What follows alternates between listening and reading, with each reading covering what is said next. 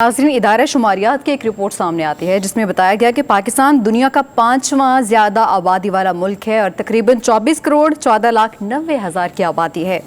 पाकिस्तान में आबादी बढ़ने की शरह खत्ते में सबसे ज़्यादा बताई गई है इस रिपोर्ट में। अनवर साहब, आपसे जानना चाहूँगी कि अब आबादी तो बढ़ गई, अब आगे किन मसाइल का सामना करना पड़ सकता है?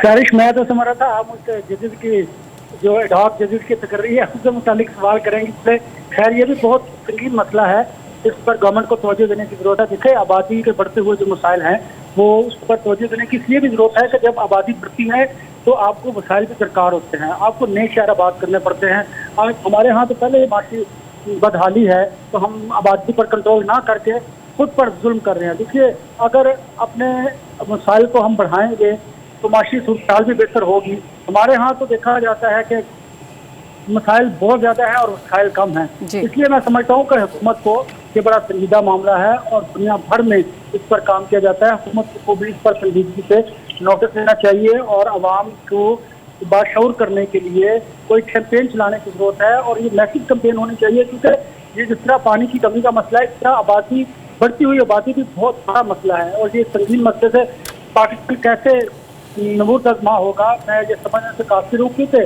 पाकिस्तान में ऐसी पॉलिसीज तरतीब दी जाती हैं कि जब हालात बहुत ज़्यादा ख़राब हो जाते हैं तो फिर उस मसले को एड्रेस किया जाता है। लिहाजा अब भी ये हालात इतने ज़्यादा ख़राब नहीं हुए, अब भी गवर्नमेंट को इस पर सोचना चाहिए और इसके लिए एक ऐसी पॉलिसी तरतीब देनी चाहिए कि जिसकी वजह से लोगों में ये शऊर पैदा हो, उन्हें पता चले कि बढ़ती हुई आबादी कितना बड़ा मुल्क के लिए ख़तरा है।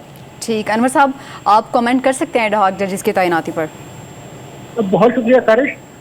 बात यह है कि देखिए, एडहॉक जजेस आइन का आर्टिकल 181 और 182 के तहत ये हुकूमत के पास इख्तियार है और ये कोई नई बात नहीं, पहले भी जजेस लगते चले आए हैं। लेकिन इस वक्त ये था कि देखिए, पहले तो बात है आइन और कानून की कि जो सुप्रीम कोर्ट के मुस्तकिल जजेस की तादाद थी उसे मुकम्मल होना चाहिए था, उसके बाद आप एडहॉक जजेस लगाते। फिर हमारे यहाँ सियासत की नज़र हर फैसला कर दिया जाता है और अगर ये फैसला बाद में किया जाता है तो वो के हम ये जानते हैं कि चले समझ लीजिए कि हुकूमत अब सुप्रीम कोर्ट की नीयत दुरुस्त है कि जो पेंडिंग 59,000 से ज्यादा केसेज हैं उनको एड्रेस करने के लिए एडहॉक जजेस को लगाया जा रहा है।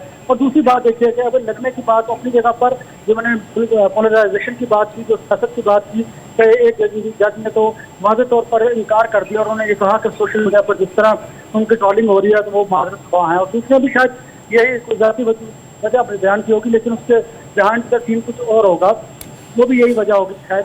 लिहाजा इसलिए जब सियासत में वक्त बड़ा मैटर करता है और आपको फैसले करने पड़ते हैं कि आप बर वक्त फैसले कीजिए। अब हुकूमत एडहॉक जजेस को अगर अपॉइंट करने की बात करती है और सुप्रीम कोर्ट को मामला रेफर करती है तो देखिए, इस पर पाकिस्तान PTI जो है वो इस पर हंगामा मचाएगी, शोर करेगी और उन्होंने अब से शुरू कर भी दिया है और उनका ये ख्याल है कि शायद जजेस की तादाद को बढ़ाने के लिए हुकूमत अपनी फेवर में जजेस की तादाद को बढ़ाने के लिए इस तरह का एक्ट कर रही है। लेकिन इस तरह से इदारे कमजोर होते हैं, हमें इदारों को बेहतर करने के लिए वक्त पर फैसले करने की जरूरत है।